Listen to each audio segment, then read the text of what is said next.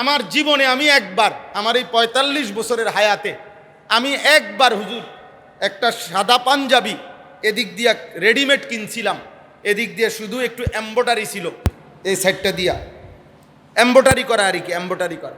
এই জীবনে একবার আমি একটা শখ করে ২০০০ সালে খুব সম্ভব বা ২০০১ সালে হবে, আমি ছাত্র জীবনে একটা পাঞ্জাবি কিনছিলাম শখ করে, এই এম্ব্রয়ডারি পাঞ্জাবি, সাদাই পুরা, শুধু বুতামের এই সাইডটা দিয়ে একটু এম্ব্রয়ডারি ফুল করা।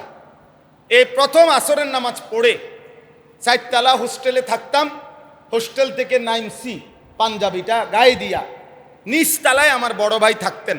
বড় ভাই ওই মাদ্রাসার প্রধান মুহাদ্দিস ছিলেন, আলহাজ হজরত মাওলানা মাহবুবুর রহমান আশরাফি ভাই আমার এখনো বাইচা আছেন, একটা বড় কামিল মাদ্রাসা, সরকারি মাদ্রাসার প্রিন্সিপাল, শেখুল হাদিস আল্লামা আজিজুল হক রহমতুল্লাহ ছাত্র ভাইয়া, বড় আলেম। তো ভাই শুধু জানালা দিয়ে দেখছে এই পাঞ্জাবিটা, বাইরেতেছি, এ তখনই সাথে সাথে ডাক দিছে, আনেস এদিকে আসছি ভাইয়ের সামনে, একটা টান দিয়া ভাই পাঞ্জাবিটা ছিঁড়া গায়ের মধ্যেই টুকরা টুকরা করে ফেলছে। বলছে যা আরেকটা পাঞ্জাবি বদলায়, আর কোনোদিন এম্ব্রয়ডারি করা এরকম পাঞ্জাবি গাও দিলি কেন, আর কোনোদিন গায়ে দেই নেই। আজও মনে আছে সে কথা।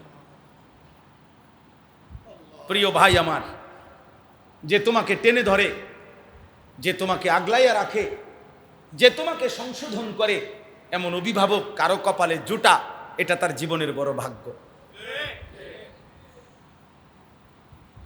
এটা জীবনের বড়। দিনের পর দিন নামাজ নাই, সেজদা নাই, আল্লাহ নাই, রাসূল নাই, পাক না পাকের খবর নাই, শরীরের মধ্যে পেশাব, শরীরের মধ্যে পায়খানা, শরীরের মধ্যে নাফাকি, কতবার নারী দেখতে দেখতে, মোবাইলে অশ্লীল ছবি দেখতে দেখতে কতবার বীর্যপাত হয়েছে।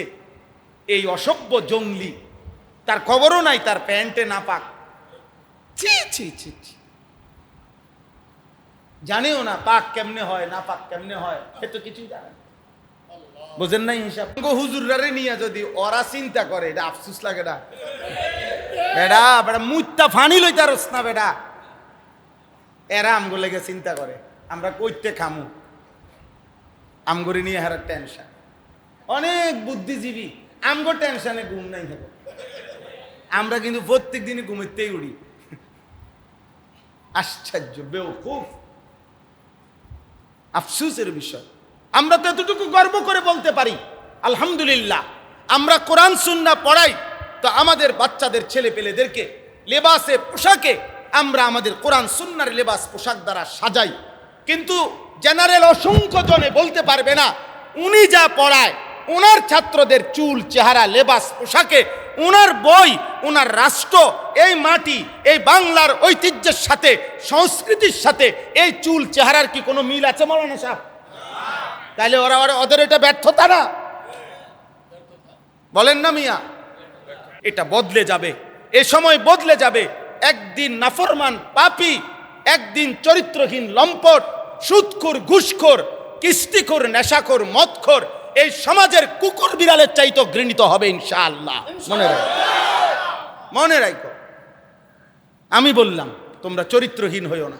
সময় আবার বদলাবে, সময় আবার বদলাবে ইনশাআল্লাহ, সময় আবার বদলাবে, সময় আবার। ইসরায়েলের বেঈমানরা গোটা পৃথিবী থেকে বিচ্ছিন্ন, পৃথিবী তাদের জন্য ইনশাআল্লাহ সংকুচিত হয়ে যাচ্ছে, সংকুচিত হয়েছে। আমেরিকার তলায় কিচ্ছু নাই, আমেরিকার ভিতরে কিচ্ছু নাই, কিচ্ছু নাই, সম্পূর্ণ মিথ্যার উপরে, ধোকার উপরে, ফাঁফা বেলুনের উপরে আমেরিকা ফালাইতে আছে। যেদিন পড়ে যাবে সেদিন সবাই বুঝবে পড়ে গেছে মূলত আরো বহু আগে, টের পাইছেন আর একদিন। হ্যাঁ হ্যাঁ, আমরাও পৃথিবীর খবর রাখি, সারা বিশ্ব পরিস্থিতি প্রতিনিয়ত আমরাও অবজার্ভ করি, আমরাও পড়ালেখা করছি আলহামদুলিল্লাহ। এই জন্য সমস্ত ছেলেকে বললাম গুনাহ ছাড়ো, আল্লাহর দিকে ফেরো, তুবু ইলাল্লাহি জামিআন আইয়ুহাল মুমিনুন লাআল্লাকুম তুফলিহুন। আল্লাহ তাআলা বলেন, হে ঈমানদারগণ, তোমরা সকলেই তোমাদের আল্লাহর দিকে ফিরে আসো, তাহলেই সফল হবে। আল্লাহ নিজে বলছে, আল্লাহ নবীজিকে বলছে, আপনি বলেন ফাফিররু ইলাল্লাহ, হে আল্লাহর বান্দাগণ, আল্লাহর দিকে ফিরে আসো। ফাফিররু, দৌড়াও, আল্লাহর দিকে দৌড়িয়ে আসো। আল্লাহ নিজে বলছে ওয়াসারিউ ইলা মাগফিরাতিম মির রাব্বিকুম, তোমার রবের মাগফিরাতের দিকে দৌড়িয়ে আসো। আল্লাহ বলছে বান্দা এদিকে আসো, ওইদিকে যাইও না, গুনার দিকে যাইও না, ওই পথ বরবাদ করো। দুনিয়াতেও আজকে তোমরা অসংখ্য ছেলে পেলে বেঈমান দুশ্মন তোমাদেরকে বুঝায় দিছে খেলে কোথায়, তোমগরে নাসায় কোথায়।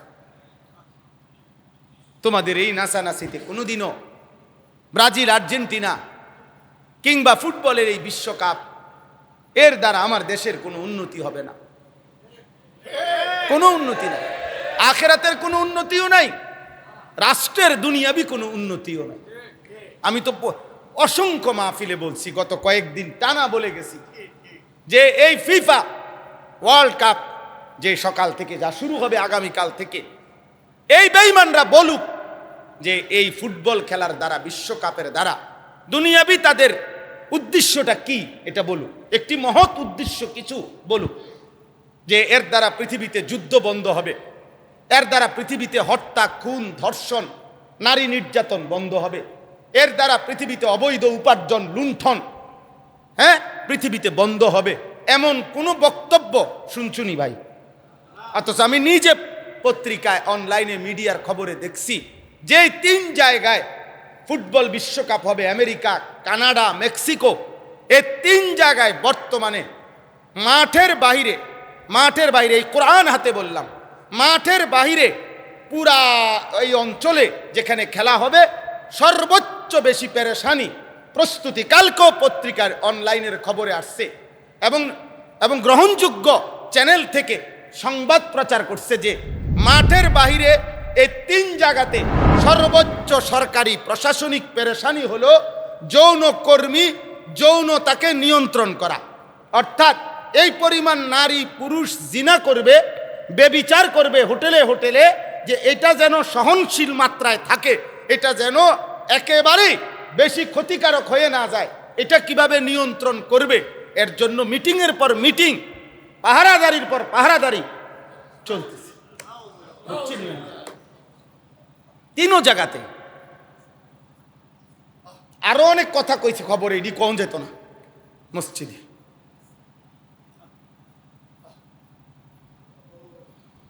বলো ভাইয়া, তাহলে একটি ফুটবল বিশ্বকাপের সাথে অসংখ্য নারীর ইজ্জত, বেশ্যাবৃত্তি, পতিতাবৃত্তির সম্পৃক্ততা, কোটি কোটি মিলিয়ন মার্কিন ডলার অনলাইনে জুয়ার মাধ্যমে সারা পৃথিবীতে খরচ হবে। খেলোয়াড়ের নামে জুয়া, দলের নামে জুয়া, মদ, কোটি কোটি টাকা, কোটি কোটি বোতল মদ নিঃশেষ হবে। তাহলে যেখানে মদের আড্ডা, যেখানে নারীর আড্ডা, যেখানে জুয়ার আড্ডা, এই 3টি পাপ। একটা ছেলে বলো আব্বা, যদি মানুষের বাচ্চা হও, মুসলমান বাদ দাও, রক্তে যদি মানুষের রক্ত থাকে, তোমার বিবেকে, পৃথিবী সৃষ্টির প্রথম দিন থেকে আজকের এই দিন পর্যন্ত পৃথিবীতে মদ, জুয়া, নারীর জিনা, নারীর ব্যভিচার, এই 3টি কাজকে পছন্দনীয় পৃথিবীর কারো কাছে কোনোদিন মনে হয়েছিনি? কথা বলে না, বলো না ভাই? তাহলে এই ফুটবল বিশ্বকাপের সাথে এই 3টি পাপের সম্পৃক্ততা আছে কিনা তুমি জিজ্ঞেস করো। না, তুমি খবর নাও। যদি বলো না হুজুর আমি যথেষ্ট পরিমাণ খবর নিছি, এর সাথে বেশ্যাবৃত্তির সম্পৃক্ততা নাই, এর সাথে মদের সম্পৃক্ততা নাই, এর সাথে জুয়ার কোনো সম্পৃক্ততা নাই, তো ঠিক আছে ভাইয়া, আমার ভুল হয়েছে, আমি আস্তাগফিরুল্লাহ। যদি আমারটা ভুল হয় তো আমারে মাফ করে দিও, আমি ভুল বলছি, বাকি আমি খবর নিয়ে বলছি, এবং আমি যেটা বলছি ওইটা আমি আমার সংরক্ষণও করছি। অর্থাৎ আমি এটা সংরক্ষণ করে রাখছি, ওই খবর এগুলো আলাদা করে রাখছি, দরকার লাগলে দেখাইতে পারো কাউরে। এজন্য দোস্ত, এই বিশ্বকাপ, এই ফুটবল, যেখানে নারীর জিনা চলবে, যেখানে মদের আড্ডা চলবে, সেখানে জুয়ার আড্ডা চলবে, সেখানে সামান্য কোন পবিত্র মায়ের বুকের দুধ পান করছে যে সন্তান, সে এটা দেখতে পারে না। রক্তে যার ইমানের রক্ত আছে, রক্তে যার পবিত্র বাবার রক্ত আছে, সেটা দেখতে পারে না। না না, যে যাই বলুক, আমরা এই শক্ত কথা বলার পরে আমি শুনছি, আমারও গালি দিছে অনেকে। আর আমি যে ওটা গালি দেয় না, বেটা তুই আটলান্টিক মহাসাগরে না হিমালয় পর্বতে উঠে দাঁড়াইয়াছি, ইল্লা আমি বলেই যাব যে এটা হারাম। এটা হারাম কিনা? মদের আড্ডা হারাম কিনা? জুয়ার আড্ডা হারাম কিনা? নারীর আড্ডা হারাম কিনা? যেখানে একেবারে গুনাহ দিয়া, যেটা প্যাকেটিং করা, গুনাহ দিয়ে, অশ্লীলতা দিয়ে, অসভ্যতা দিয়ে যেটা মোড়াইয়া রাখছে, সেখানে ভালো উত্তমের সামান্যতম কিছু আছে কিনা? এখানে ওলামায়ে কেরাম আছে, ছেলেরা তোমরা যারা এই বেঈমানদের গেঞ্জি পরছো, জার্সি, এর হুকুম জিজ্ঞাসা করো ওলামায়ে কেরাম, মুফতি সাহেবদেরকে জিজ্ঞাসা করো, জিজ্ঞাসা করো আব্বা। হয়তো এই দুর্ভাগ্য তোমাদের অনেকের, এমন বাবা জোটে নাই, এমন মা জোটে নাই, এমন অভিভাবক জোটে নাই যে তোমারে ফিরায় নিবে। কেউ শুনুক বা না শুনুক, নিজের জন্য শুনলে ভালো। এতে করে নিজের ভিতরে ভাবনা তৈরি হয়। মানুষের প্রত্যেকের পরিবর্তন একসাথে হয় না, প্রত্যেকের জিন্দিগি একসাথে গড়ে ওঠে না, আলাদা আলাদা। মালিকের যার জন্য যখন ফায়সালা তখন। রাসূলুল্লাহ সাল্লাল্লাহু আলাইহি ওয়াসাল্লামের সমস্ত সাহাবায়ে কেরাম একই দিনে সাহাবী হয়েছে না, ঠিক না? 23 বছরে পর্যায়ক্রমে হয়েছে। কেউ একবার বলাতেই কালেমা পড়ছে। হযরত আবু বকর সিদ্দিক রাদিয়াল্লাহু তাআলা আনহু প্রথম দিনেই কালেমা পড়ছে, একবারই বলছে নবী সাল্লাল্লাহু আলাইহি ওয়াসাল্লাম। হযরত আবু সুফিয়ান রাদিয়াল্লাহু তাআলা আনহু 21 বছর পরে কালেমা পড়ছে, 21 বছর। মক্কার 13 বছর, এরপরে মদিনায় 8ম হিজরিতে মক্কা বিজয়ের রাতে আবু সুফিয়ান কালেমা গ্রহণ করছে। তাহলে মক্কার 13 বছর, মদিনার 8 বছর, 21 বছর পরে। অথচ উনি 21 বছর আগের থেকেই কালেমার দাওয়াত পাচ্ছিলেন, নবীজি তাকে বলতেছিলেন, কিন্তু 21 বছর পরে কালেমা পড়ছে। এজন্য ঠিক কখন কার পরিবর্তন হয় এটা আল্লাহর ফয়সালা। ফাইন্নাল্লাহা ইউযিল্লু মান ইয়াশা ওয়া ইয়াহদি মান ইয়াশা। আল্লাহ তাআলা বলেন, হে নবী, আল্লাহ যাকে চান পথ ভ্রষ্ট করেন, আল্লাহ যাকে চান হেদায়েত দেন। ফালা তাযহাব নাফসুকা আলাইহিম হাসারাত। অতএব কারো গুমরাহির কারণে আপনি আপনার নিজেকে শেষ করে দিয়েন না আফসোস করতে গিয়ে, বরং আপনি বলতে থাকেন। বাকি কেউ এত বলার পরেও কেন ফিরছে না, এই কারণে আপনি মরে যায়েন না, যে না আমি তুই যদি আল্লাহর দিকে না ফিরো তাহলে আমি আমার জীবন দিয়া ফেলবো, এমন না, এমন না। বরং আপনি আপনার জিম্মাদারি আদায় করেন, হেদায়েতের ফয়সালা আমি দেব। এজন্য কিতাবের মধ্যে আছে একেবারে বিপরীতমুখী নবীদের মধ্যে আমরা দেখি, নবীদের হাতে কেউ কালেমা পড়ছে, কেউ কালেমা পড়ে নাই, দুটোটাই আশ্চর্য। হযরত ইব্রাহিম আলাইহিস সালাম মনে করেন উনাকে মাঝখানে দাঁড় করান, তাহলে দেখবেন ওনার বাবা আজরকে 1000 লক্ষ বার উনি কালেমার দাওয়াত দিছে, কিন্তু উনি কালেমা পড়েন। ইয়া আবাতি, কোরআনে বারবার আছে, ইয়া আবাতি, ইয়া আবাতি লিমা তা'বুদু মা লা ইয়াসমাউ ওয়া লা ইউবসিরু ওয়া লা ইউগনি আনকা শাইআ। ইব্রাহিম আলাইহিস সালাম বুঝাইতে চাইছে ওনার আব্বাকে, হে আব্বা, হে আব্বা, এভাবে বারবার বলছে, আপনি কেমন মূর্তির পূজা করছেন, যে শোনে না, যে কিছু দেখে না, যে কোনো উপকার করতে পারে না। ইয়া আবাতি ইন্নী কাদ জাআনি মিনাল ইলমি মা লাম ইয়াতিকা ফাত্তাবি'নি আহদিকা সিরাতান সাবিয়্যা। হে আব্বা, আমার কাছে আসমানি ইলম আছে, আপনার কাছে এটা নাই, আপনি আমার কথাটা শুনেন, আমি আপনাকে সরল সঠিক হেদায়েতের রাস্তা দেখাবো। এভাবে বলছে, ইয়া আবাতি লা তা'বুদিশ শাইতান, হে আব্বা, আপনি শয়তানের গোলামি কইরেন না। ইন্না শাইতানা কানা লির-রাহমানি আসিয়া, শয়তান তার রবের নাফরমানি করেছে। ইয়া আবাতি ইন্নী আখাফু আন ইয়ামাসসাকা আযাবুম মিনার রাহমান, হে আব্বা, আমি ভয় করছি ঈমানবিহীন যদি আপনার মৃত্যু হয়, আল্লাহর আযাব আপনাকে ঘিরে ধরবে। মানে এইভাবে এত মায়া দিয়া একটার পর একটা বলছে, হে আব্বা, হে আব্বা, হে আব্বা। কিন্তু আসমানওয়ালা রব বলছে, ইব্রাহিম, আপনি আমার নবী, আপনি আমার খলিল, আপনি আমার প্রিয়, আপনার অনেক মর্যাদা, আপনাকে আমি অনেক ভালোবাসি, কিন্তু আমি সিদ্ধান্ত আপনার বাবাকে হেদায়েত দেব না। অতএব আপনি ইব্রাহিম 1000 কোটিবার বললেও আমি হেদায়েত দেব না, যে দেবই না। আবার এই ইব্রাহিম আলাইহিস সালাম মাত্র 11 বছর বয়সী ছেলেটাকে বলছে যে, ইয়া বুনাইয়া ইন্নী কাদ আরা ফিল মানাম আন্নী আযবাহুক, হে আমার প্রিয় সন্তান, আমি স্বপ্নে দেখতেছি যে আল্লাহর হুকুমে তোমাকে জবাই করছি, তুমি কি মনে করো? এই ছেলে তৎক্ষণাৎ এক কথায় আল্লাহকে চিনে, সে কালেমাওয়ালা, ঈমানওয়ালা, তো এক কথায় রাজি হয়ে গেছে যে আব্বা, আপনি আল্লাহর কথা মতে 1 মিনিটও দেরি করবেন না, আল্লাহর আদেশ পালন করেন। তাহলে একই জন ইব্রাহিম আলাইহিস সালাম, একই জন না? এদিকে তাকাইলে এতবার বললেন, ইব্রাহিমের বাবা আজর কালেমা পড়লেন না, এখানে এক কথায় ছেলে রাজি হয়ে গেল।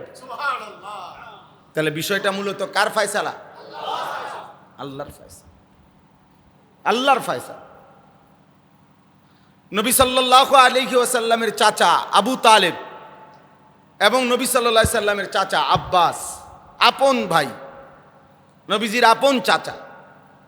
আবু তালেব যার সন্তান, আব্বাসও তারই সন্তান, আপন চাচা। কিন্তু রাসূলুল্লাহ সাল্লাল্লাহু আলাইহি সাল্লামের চাচা আব্বাস নবী সাল্লাল্লাহু আলাইহি সাল্লামের হাতে কালেমা পড়ছেন, কিন্তু আবু তালেব 38 বছর নবীজির খেদমত করছেন, কিন্তু কালেমা পড়তে পারেননি। আমাদের নবী সাল্লাল্লাহু আলাইহি ওয়াসাল্লামের বয়স যখন 12, তখন আব্দুল মুত্তালিব দাদা ইন্তেকালের সময় নবী সাল্লাল্লাহু আলাইহি সাল্লামকে আবু তালেবের হাতে তুলে দিয়েছিলেন। আর আমাদের নবী সাল্লাল্লাহু আলাইহি সাল্লামের বয়স যখন 50, তখন আবু তালেব ইন্তেকাল করছেন। তাহলে 12 থেকে 50, 38 বছর। এই 38 বছর নবীজিকে আগলাইয়া রাখছে আবু তালেব। 38 বছরে কোনোদিন 1 সেকেন্ডের জন্য বাতিজার কোনো কাজে বিরোধিতা করে নাই, কোনো দিনও না। আবু তালেবের ইতিহাসে 38 বছরে কোনো কাজে কোনো দিন বাধা দেয় নাই, বিরোধিতা করে নাই, ধমক দেয় নাই। এত আদর করত, এত আদর করত। নবী সাল্লাল্লাহু আলাইহি ওয়াসাল্লাম নবুয়তের 3 বছর এই আবু তালেবের ইন্তেকালের আগে বন্দি জীবন কাটাইছেন শিয়াবে আবি তালেবের মধ্যে। একটা দুর্গে মক্কার কাফেররা আটকায় রাখছিলেন নবীজি এবং নবীজির বংশধরদেরকে। সেখানেও এই আবু তালেবও বন্দি ছিল, কষ্ট সহ্য করছে, না খাইয়া ছিল। কিন্তু ইন্তেকালের দিন পর্যন্ত, মৃত্যুর পূর্ব মুহূর্ত পর্যন্ত, বুখারীর রিওয়ায়াত, আল্লাহর নবী সাল্লাল্লাহু আলাইহি সাল্লাম 1000 লাখ বার, একটা উঁচা রেয়াল দিলে ভালো হইতো, দেখেন তো মৌলানা সাহেব, তো এত অনুরোধ করছেন, না থাক আমার কাছে। বুখারীর রিওয়ায়াত, আল্লাহর নবী সাল্লাল্লাহু আলাইহি সাল্লাম বলছেন মৃত্যুর পূর্বেও, ইয়া আম কুল লা ইলাহা ইল্লাল্লাহ কালিমাতান আশহাদু লাকা বিহা ইনদাল্লাহ, হে চাচা একবার কালেমাটা পড়েন, একটা বার যদি পড়েন আমি ওয়াদা দিচ্ছি এই কালেমাটা নিয়ে কিয়ামতের দিন আমি আল্লাহর কাছে আপনার জন্য সাক্ষ্য দেব। কালিমাতান আশহাদু লাকা বিহা ইনদাল্লাহ। কিন্তু হাদিসের ইবারত হলো যে আল্লাহর নবী সাল্লাল্লাহু আলাইহি সাল্লাম বারংবার ফালাম ইয়াজাল রাসূলুল্লাহ সাল্লাল্লাহু আলাইহি ওয়াসাল্লাম, নবীজি বারবার কালিমা পেশ করছিলেন। আর ওই 2টা বেঈমান আবু জেহেল এবং উমাইয়া ইবনে খালফ, এই 2 কাফের বিপরীত পাশে বসে আবু তালেবকে বারবার নিষেধ করছিল। নিষেধ করছিল। তো শেষ পর্যন্ত আবু তালেব ঈমানবিহীন কালেমা বিহীনই মৃত্যুবরণ করছে। তো বলে, তো নবী সাল্লাল্লাহু আলাইহি সাল্লাম চোখের পানি ফেলছেন, প্রচন্ড আকাঙ্ক্ষা করছেন, ভীষণ চাইছেন, খুব চাইছেন। আল্লাহ তাআলা ওহী নাজিল করে থামাইছে, আরে আপনি থামেন, ইন্নাকা লা তাহদি মান আহবাবতা। আল্লাহ বন্ধুকে বলতেছে, বন্ধু আপনি আমার কলজার টুকরা, আমি জানি আপনি আমার হাবিব, আপনি আমার মাহবুব, আপনারে আমি ভীষণ ভালোবাসি, এটা সব ঠিক আছে, কিন্তু ওরে আমি হেদায়েত দেব না, দেব না তো দেব না। আপনি কানলো দিতাম না, শিক্ষারলো দিতাম না বলি। আল্লাহ থামাইছে, আপনি থামেন, ইন্নাকা লা তাহদি মান আহবাবতা, থামেন তো। আর একদম কথা বলবেন না, আমি বলছি না দেব না হেদায়েত, আপনি আরো চাইলেও দেব না, প্রচন্ড ভালোবাসলেও দেব না। এই জন্য দোস্ত, আমরা কখনোই হতাশ হই না। হ্যাঁ, হতাশ হই না। তোমরা যারা এক ওয়াক্ত নামাজ পড়ো না, তোমাদের মতো নাফরমানদের কারণে খোদার কসম ইমানদার আমরা এক সেকেন্ডও হতাশ হই না, হতাশ হই না, আফসোসও করি না। এ কারণে বরং তোমাদেরকে ডাকতে থাকি, বলতে থাকি, আফসোস করি না যে মনে তোমরা বেশি মজা করতে আছো দুনিয়া। না না, তোমাদের চাইতে জানোয়ার আরো বেশি দুনিয়া ভোগ করছে। জানোয়ারের কোনো বাঁধনই নাই। পুরা সুন্দরবন জানোয়ার গড়ে, পুরা আফ্রিকার জঙ্গল জানোয়ার দৌড়ায়, পুরা সমুদ্রের তলদেশে প্রাণী দৌড়ায়, পুরা পাহাড়ে প্রাণী দৌড়ায়, অসুবিধা নাই। তুমি আর কদ্দুর পৃথিবীতে দৌড়াও, 10 কিলোমিটার, 5 কিলোমিটার, আর কি। এজন্য মূলত বিষয় তো হলো, পেরেশানি হলো মনের আশা যে এক আল্লাহর বান্দা আল্লাহর দিকে ফিরবে, আল্লাহরে চিনবে, আমার মালিকের সাথে বন্ধন হবে, আর আল্লাহ বিনিময়ে আমারে কিছু নেকি দিবে। এই হুজুরদের ইচ্ছা, আর কিচ্ছু না। হযরত শুআয়ব আলাইহিস সালাম কোরআনে আছে, এই সূরাতে আছে, আমি যেই সূরা পড়ছি সূরা হুদ, এই সূরার মধ্যে আছে শুআয়ব আলাইহিস সালাম বলতেন, হে আমার জাতি, ইন উরিদু ইল্লাল ইসলাহা মাস্তাতাতু তাওফীকি ইল্লা বিল্লাহ। হে আমার জাতি, রাত্র দিন তোমাদেরকে আল্লাহর দিকে ডাকতেছি, অন্য কোনো উদ্দেশ্য না, উদ্দেশ্য কেবল একটাই যে আমি তোমাদের পরিবর্তন চাই, ইসলাহ চাই। মাস্তাতাতু, আমার যেটুকু সাধ্য আছে, আমার সাধ্যের সবটুকু দিয়ে, ওয়ামা তাওফীকি ইল্লা বিল্লাহ, তবে হে আমার জাতি, আমি ইয়াকিন করি, আমি হাজারো চাইলে হবে না, তৌফিক তো আল্লাহর হাতে। তৌফিক কার হাতে? আল্লাহর হাতে, আল্লাহর হাতে। হ্যাঁ, কোরআনে আছে, নবীদেরকে তাদের কওম বলছে, ইন্না লানারাকা ফি সাফাহাতিন ফি দালালাতিন। হে নবী, তোমাকে আমরা মনে করতেছি তুমি বোকা। কেউ বলছে, হে নবী, তোমাদেরকে আমরা মনে করছি তোমাকে তুমি ভুলের মধ্যে আসো, পথভ্রষ্টতার মধ্যে। নবীগণ বলতেন, ইয়া কওমি লাইসা বি সাফাহা, না রে কওম, হে আমার জাতি, আমি বোকা না, ওয়ালাকিন্নী রাসূল রাব্বিল আলামিন, আমি ওই আসমানওয়ালা সারা জগতের মালিকের পক্ষ থেকে রাসূল। আমি পাগল না, আমি মাতাল না, আমি বোকা না, আমি পথ হারাই নাই। ইয়া কওমি লাইসা বি দালালা, আমি পথ হারাই নাই, আমি রবের পক্ষ থেকে রসুল, আমি ফেরাইতে চাই তোমাকে। নবী সাল্লাল্লাহু আলাইহি সাল্লাম বলছে, ওয়া ইন্নী আখিযুন বিহুজাজিকুম আনিন নার। উম্মত, আমি তোমাদের কোমরে ধরে ধরে জড়াইয়া, কোমরে ধরে ধরে জাহান্নামের আগুন থেকে বাঁচাইতে চাই। হালুম্মু আনিন নার, তোমরা জাহান্নাম থেকে ফিরে আসো, এভাবে ডাকছেন।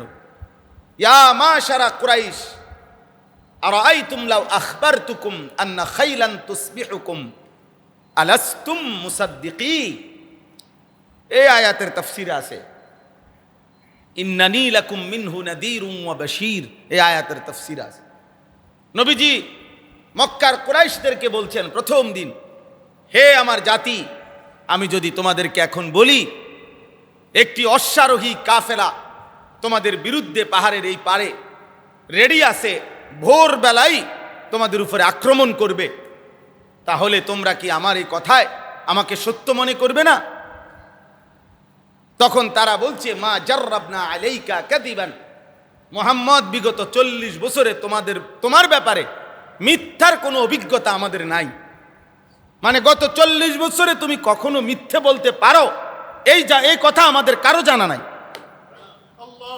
আমরা কোনোদিনও শুনি নাই তুমি কখনো মিথ্যা বলো, কাজে তুমি সত্যই বলবে, এটাই সঠিক, এটাই আমরা নিশ্চিত।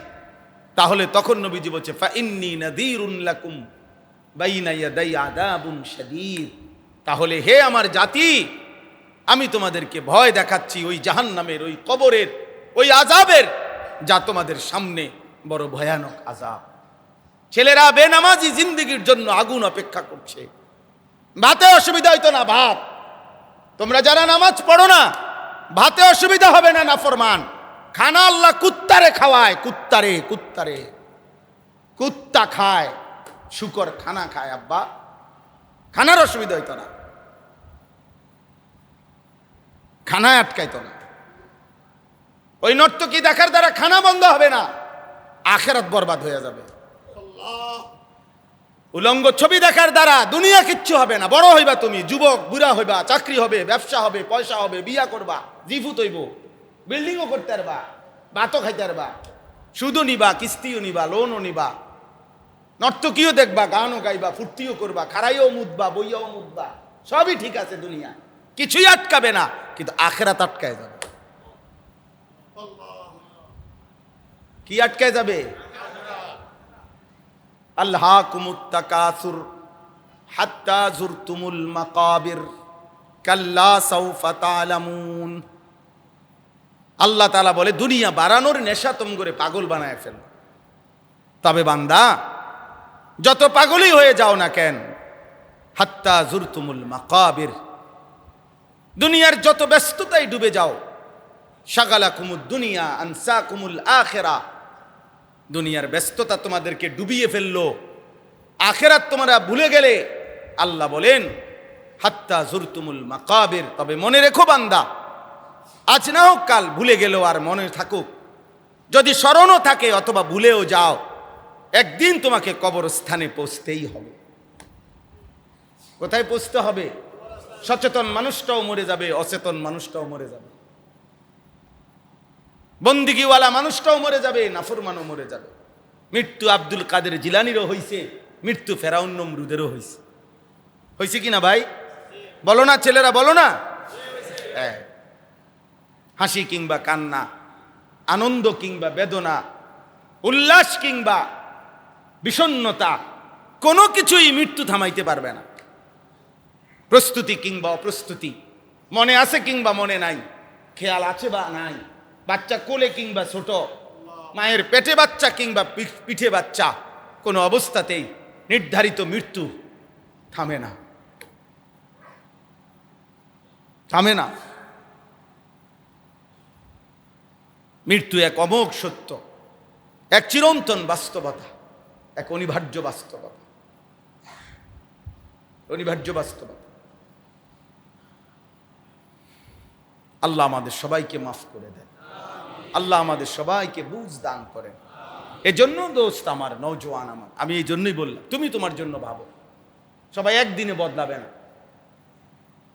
তুমি আরো 10 জনের লগে বদলানোর দরকার নেই, তোমার মতো তুমি আগাও, তোমাকে নিয়ে তুমি আগে কমপক্ষে নিজেকে নিয়ে ভাবো। তু আগার মেরা নিহি বানতা না বন, আপনা তো বন। সৈয়দ আবুল হাসান আলী নদভী রহমতুল্লাহ আলাইহি কথা বলতেন, अपने मन में डूब कर पा जा सुरागे जिंदगी, तू अगर मेरा नहीं बनता ना बन अपना तो बन। এটা তালেব ইলমদের জন্য বেশি নসিহত। ছাত্র যারা মাদ্রাসায় পড়ো, তালেব ইলমদের, নিজের মাঝে ডুবে গিয়ে আলোর সন্ধান করো। তুমি যদি কারো কথা নাও ভাবো, নিজের জন্য তো ভাবো। ঠিক আছে, কারো কথা মনে নাই, সবাইরে ভুলে গেলা, তোমারে বাদ দিবা কেমনে? তোমারে বাদ দিবা কেমনে? তোমার হাতের গুনাহ, পায়ের গুনাহ, চোখের গুনাহ, নাকের গুনাহ, লজ্জাস্থানের গুনাহ, পেটের গুনাহ, পিঠের গুনাহ, এগুলা তোমার থেকে সরাইবা কেমনে? এগুলা শরীর থেকে বিচ্ছিন্ন করবে কেমনে? মোবাইলে না থাকবে না, ফেসবুকে না থাকবে না। এখন আর ফিতাওয়ালা ক্যাসেট নাই, আমরা দেখছি ছোটবেলায় চ্যাপ্টা চ্যাপ্টা সিডি ক্যাসেট ছিল, গোল গোল, এগুলো এখন আর নাই, আমরা দেখছি ছোটবেলায়। এগুলো তো অনেক গান আছিল, অনেক ছবি আছিল, এখন আর নাই, এখন আর নাই। টেলিগ্রাফ আমি দেখছি, এখন আর নাই।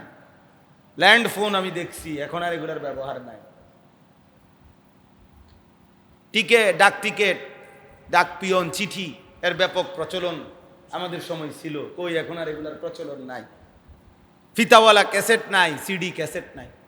তাহলে আমার এই বয়স 45 বছরের ভিতরে আমি বুঝ হওয়ার পরে ধরিলে 10 বছর আগেরটি বাদ দেন, আমি তো এই সময় মনে নাই ছোটবেলার, 10 বছরের পরে 45, তাইলে 35 বছরের ভিতরে এতগুলো আধুনিক প্রযুক্তি পৃথিবীতে ছিল, এখন নাই। তাহলে 35 বছরের ভিতরে যদি এত কিছু হারিয়ে যায়, তোমাদেরও আগামী 35 বছরের ভিতরে ফেসবুক, ইউটিউব তো না, এর পরের গুলোও হারিয়ে যাবে। কিন্তু গুনাহগুলো বলো না আব্বা, গুনাহগুলো কি করবা? মোবাইলে না বদলাই লাইছ, কিন্তু গুনাহ, বাম কাঁধের গুনাহ যা লেখা আছে এখানে। এই জন্য চলুন ভাই, প্রত্যেকের কাছে অনুরোধ, প্রতিটা ছেলে তোমরা আল্লাহর মহব্বতেই আসছো, আলহামদুলিল্লাহ, মসজিদে আসছো, মাদ্রাসার পরিবেশে আসছো, এক আলেমে দ্বীন উলামায়ে কেরাম মহব্বত করে আসছো, সব ঠিক আছে। কিন্তু ওই যে একটা কথা বললাম যে সবার পরিবর্তন একদিনে হয় না, অতএব প্রত্যেকের উচিত আলাদা আলাদা আল্লাহর কথা শোনা, আল্লাহর কথা শুনে একদিন আফসুস হবে। নয়তো বন্ধুর খপ্পরে পড়ে যে গুনাহ করছে, অসৎ নাফরমান চরিত্রহীন বন্ধুর খপ্পরে পড়ে, বন্ধু নামের যেই শয়তান যাকে গুনাহ করাইছে, খোদার কসম এই কোরআনে সূরা ফুরকানের মধ্যে আছে, কিয়ামতের দিন প্রত্যেক নাফরমান পাপী নিজের আঙ্গুল দাঁত দিয়া কামড়াইয়া ছিঁড়ে ফেলবে, আর ওই অসৎ বন্ধুর জন্য আফসুস করবে। ইয়া লাইতানি লাম আত্তাখিজ ফুলানান খলিলা, হায় আমি যদি সেই অসৎ লোকটিকে বন্ধু না বানাইতাম, যে আমাকে নারী দেখাইছে, ছবি দেখাইছে, উলঙ্গ দৃশ্য দেখাইছে, মদের আড্ডায় নিছে, জুয়ার আড্ডায় নিছে। ওই এই বেয়াদব, এই বেয়াদব, এই মোবাইলওয়ালা বেয়াদব, বাইরও বাইরও, আব্বা বাইরও, এখান থেকে চলে যাও বাবা, বাহিরে ছাগল উঠাও, ছাগল দেখো ছাগল পাওয়া যায় কিনা।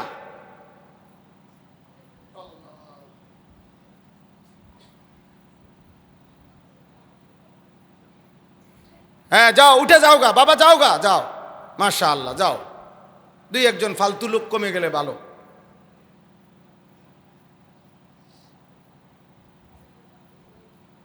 জি মাশাআল্লাহ, চলেন ভাই।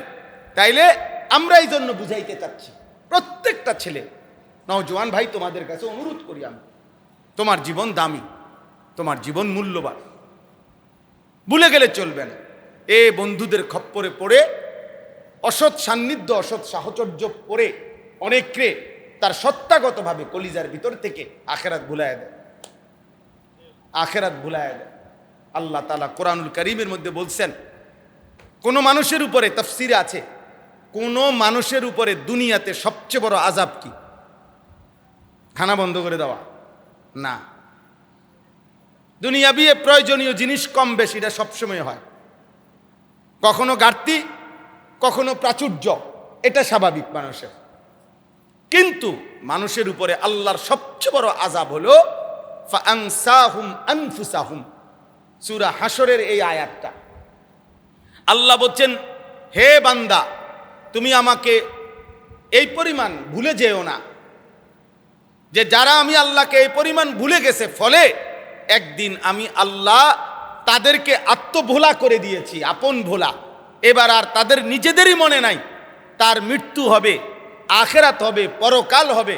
আল্লাহর কসম, তাফসীরে আছে যে ব্যক্তির কলিজাত থেকে আখেরাত সরে যায়, যে নিজেকে ভুলে যায় আমার মৃত্যু হবে, আখেরাত হবে, কবর হবে, হাসর হবে, মিজান হবে, ফুলসিরাত হবে, জান্নাত কিংবা জাহান্নামের ঘোষণা হবে, আমার বিচার হবে, আল্লাহর মুখোমুখি দাঁড়াইতে হবে, ফেরেশতারা আমারে কবর থেকে হাসরের ময়দানে নিয়ে যাবে, এই কথাগুলো যার মনে থাকে না, ভুলে যায়, একবারও মনে পড়ে না, আল্লাহর কসম এটা হলো ওই ব্যক্তির উপরে আল্লাহর সবচেয়ে বড় দুনিয়াবি আযাব। ওয়ালা তাকুনু কাল্লাযীনা নাসুল্লাহা ফাআনসাহুম আনফুসাহুম আয়ে তাফসীরে আছে ফাআনসাহুম মাসালিহাহুম। আল্লাহ বলেন আমি তাকে তার কল্যাণ ভুলিয়ে দেব। ফাআনসাহুম আখিরাতাহুম, আমি তাকে তার আখিরাত ভুলিয়ে দেব। ভাত খাইব ঠিক আছে, দুনিয়া বুঝবে, বাজার করে, ব্যবসা করে, চাকরি করে, বিল্ডিং করে, দালান করে, খাট করে, পালং করে, সোফা বানায়, 60 বছরের বুড়া, 70 বছরের বুড়া, 90 বছরের বুড়া, দলিলের ফেঁস সব বোঝে, কিন্তু তাব্বাতিয়াতা সূরা শুদ্ধ কই তারা বুঝেন না। আত্তাহিয়াতু আজকে 90 বছরও শুদ্ধ পড়তে পারে না, শুধু বোঝে না আখেরাত। কিন্তু এখানে বিএসএ কত, সিএসএ কি আছে, আরএসএ কি আছে, খতিয়ানি কিটা, হ্যাঁ কার্তিকা কার ফেঁস লাগছে, মাশাআল্লাহ এখনো গিরিঙ্গি লাগাইতে এলে উনি 1 নম্বর, এখনো গিরি উনি কইলে আজকে 30 বছরের মামলার এই কার্যার সমাধান হয়ে যায়, কিন্তু বুড়া কয়টা বুঝেন না কথাটা।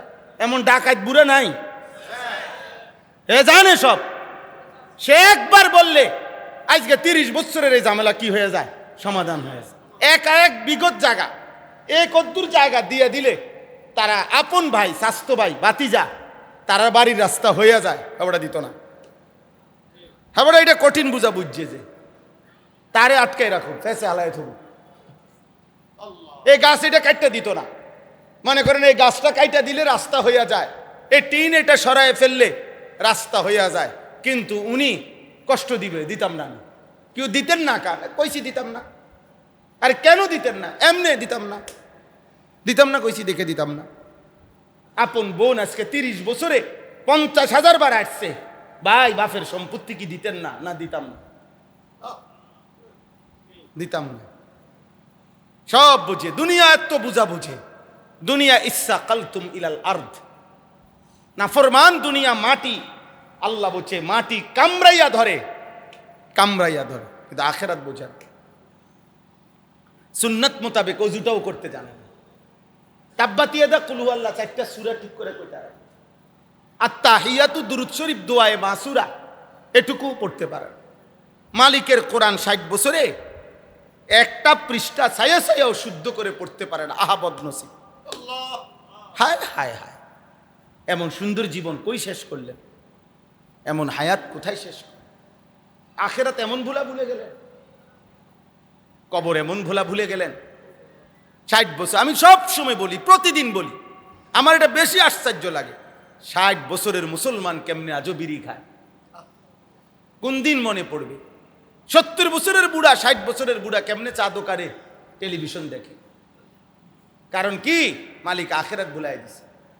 কি ভুলাই দিছে বলেন না? আখেরাত। আখেরাত মনে থাকলে এটা করার কথা ছিল না, এটা করার কথা ছিল না। এই জন্য আপনাদের সবার কাছে বলি, জওয়ান বাবা, ছোট ছেলে, কিশোর, নওজোয়ান, প্রিয় ভাই, আবারও বলছি, তুমি আমি, বয়স্ক, ছোট বড়, আমাদের জীবনের সবচেয়ে বড় মুসিবত দুনিয়াতে আখেরাত ভুলে যাওয়া। এটা যদি মনে না পড়ে, বাকি পৃথিবী 1000 বার মিললেও লাভ নাই। আখেরাত মনে পড়তে হবে। একটা ছেলে বলো বাবা, 365 দিনে খোদার এক বছরে যে কোনো দিন ফজরের নামাজ একদিনও পড়লা না, মানুষের বাচ্চা হয়ে তুমি এমন মালিক কেমনে ভুলে গেলা? তোমার বিবেক কি বলে? বলো ভাই। গত এক বছরে 365 দিনে যে কোনো দিন 5 ওয়াক্ত নামাজ পড়লা না, আমার প্রিয় ভাই, আমার প্রিয় সন্তান, এমন মালিক তুমি কেমনে ভুলে গেলা? কে তোমারে এমন বলাইয়া দিল? কে যে 365 দিনে একদিনও 5 ওয়াক্ত নামাজ কপালে জুটল না? বলেন, ক্লাস 1 থেকে এসএসসি 10 বছর পড়ালেখা করলো, 10 বছরে কেউ তাকে মনে করাইল না যে আল্লাহর কোরআন শুদ্ধ করা পড়া উচিত। এমন মালিক কেমনে ভুলে গেল? 16 বছরে সে অনার্স করছে, মাস্টার্স করছে, কত পড়ালেখা করছে সে, কিন্তু এত কিছুর পরেও 16 বছর পর্যন্ত পড়লো, ক্লাস 1 থেকে একেবারে অনার্স মাস্টার্স করলো, এত শিক্ষা শিখলো, কিন্তু আল্লাহর কোরআনের একটা পৃষ্ঠা সহি শুদ্ধ পড়া উচিত এই কথাটুকু তার দেমাগে আসলো না। কে তারে এমন বুলাই দিল? কে? 16 বছরও সময় হয় নাই সহি শুদ্ধ কোরআন শিখতে, তো 1 মাসও লাগে না। সহি শুদ্ধ কোরআন শরীফ প্রতিদিন যদি 10 মিনিট করেও শিখতো, তাইলেও তো 6 মাসে কোরআন শিখা হয়ে যেত। কোরআন তো সহজ, সবচেয়ে সহজ। আল্লাহ বলছে ওয়ালাকাদ ইয়াসসারনাল কোরআন, আল্লাহ বলছে আমি নিজে কোরআন সহজ করে দিয়েছি। আল্লাহ বলছে ইন্না আনজালনাহু কুরআনান আরাবিয়্যান লাআল্লাকুম তাকিলুন, আমি আরবি ভাষায়, সব ভাষা আমার, পৃথিবীর সমস্ত ভাষায় যা মানুষ কথা বলে এই ভাষাগুলো কার? আল্লাহ। আল্লাহ বলেন এই সকল ভাষার মাঝে আরবিতে আমি কোরআন নাজিল করেছি। কেন? লাআল্লাকুম তাকিলুন, যেই ভাষারই হও তোমরা যেন সকলেই কোরআন বুঝতে পারো, এজন্য ইচ্ছে করে আমি পরিকল্পিত করেই আমি কোরআন আরবি ভাষায় নাজিল করেছি, পেরেশানিতে ফেলার জন্য না। বলে আমি মক্কা শরীফ আল্লাহর ঘরে এমন আল্লাহর বান্দা দেখছি, অন্ধদের কোরআন শরীফ আছে এক ধরনের, আপনার এরকম সাদা ছোট ছোট বুটু বুটুওয়ালা অন্ধরা পড়ে এটা। আমি ওনারে দেখছি, এই অন্ধ লোকটা কোরআন শরীফ পড়তেছে, আমি তাকাইয়া অবাক। পরে আমি বললাম আরবিতে ওনার সাথে যে আমি আপনার একটু জিজ্ঞাসা করি। তারপরে বলছে হ্যাঁ জিজ্ঞাসা করেন। পরে ওই জিজ্ঞাসার উনি বলে দিছে, জিজ্ঞাসা করলে হবে না, আমাকে আপনি যেই পৃষ্ঠাই উল্টাবেন আমার হাতটা লাগাইতে হবে, ওটাতে হাত ছুঁইবে শুধু উনি। ওই হাত লাগাইলে ওইটা কোন সূরার কোন পৃষ্ঠা কোন পারার ওই তেলাওয়াত করতে পারে। আল্লাহর কসম এই কোরআন ধরে, এই কোরআন হাতে মিথ্যা বললাম। আমি তার অনেকগুলো পৃষ্ঠা এরকম উল্টে চাইছি, হ্যাঁ ধরেন আপনি এটা, এবারে হ্যাঁ ধরছে, এবারে হে এটা পড়তেছে, ও মুখস্থ হাফেজে কোরআন। আমাদের নওগাঁ বাড়ি এক হাফেজ আছে আমাদের পরিচিত, আমাদের হাফেজ আব্দুল হক সাহেবের শাগরিদ হাফেজ মুআজ্জম হুসাইন। মুআজ্জম ভাই আজকে প্রায় 4 বছর আমাদের সাথে, আমার শায়েখ আল্লামা মুফতি মুশতাকুন নবী কাসিমি ওনার মাদ্রাসায় এতেকাফ করে আমাদের সাথে। সম্পূর্ণ অন্ধ, একদম অন্ধ, কিন্তু সে কোরআন পড়ে।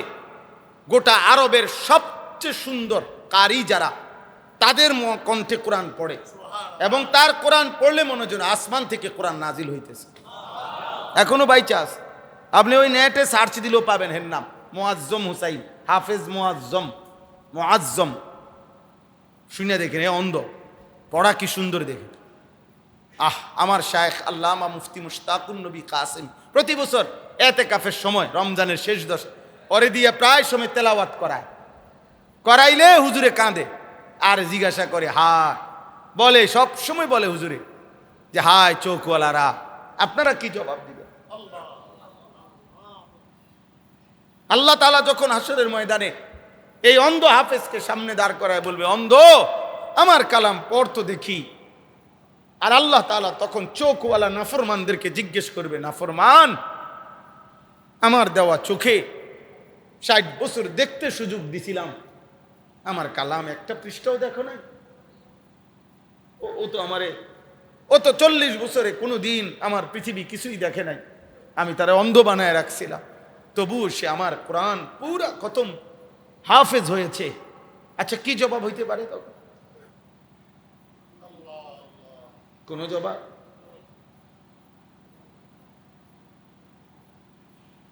এজন্য দোস্ত বলেন, আল্লাহর কোরআন না পড়ার কি যুক্তি? নামাজ না পড়ার কি যুক্তি? বলেন ভাই, গুনাহ করার কি কারণ? আল্লাহর সাথে নাফরমানি করার কি কারণ? নামাজ না পড়ার কি কারণ? এই কপাল আমরা সবাই যদি দেখি, আমাদের হাত, পা, চোখ, নাক, কান, জিহ্বা, ঠোঁট, আমাদের পা, সব কিছু, পেট, প্রত্যেকটা জিনিসের মধ্যেই দুনিয়াবি কোনো না কোনো কাজের এটার ব্যবহার আছে, দুনিয়াবি প্রয়োজনে ব্যবহার হয়। কিন্তু আশ্চর্যের বিষয় হলো, যে কোনো ছেলে, তোমরাও বুঝছো ভাই, এই কপালের দিকে তাকিয়ে দেখো, এই কপাল দুনিয়াবি কোনো কাজে ব্যবহার হয় না। এটা দিয়ে কিছু আলগিও দেয় না, কপাল দিয়ে কিছু নামায়ও না, কিছু ধাক্কাও দেয় না, কিছু টাইনাও ধরে না, কিছুই না, কিছুই না। দুনিয়াবি আয় উপার্জন, আহার নিদ্রা, চলা ফেরা, ঘর সংসার, বাজার ব্যবসা, পড়া লেখা, কোনো কাজে কপাল এটা লাগে না, এই এতটুকু জায়গা ব্যবহার হয় না। যদি আসমানওয়ালা রবকে জিজ্ঞেস করেন, আল্লাহ আমার দেহের এইটুকু জায়গা কপাল হিসাবে আপনি কেন বানাইলেন? বাহ্যিক দৃষ্টিতে তো দুনিয়াবি কোনো প্রয়োজনে এটা লাগতেছে না। খোদার কসম, আসমানওয়ালা রব বলবে, বান্দা এটুকু আমি শুধু সেজদার জন্যই বানাইছি।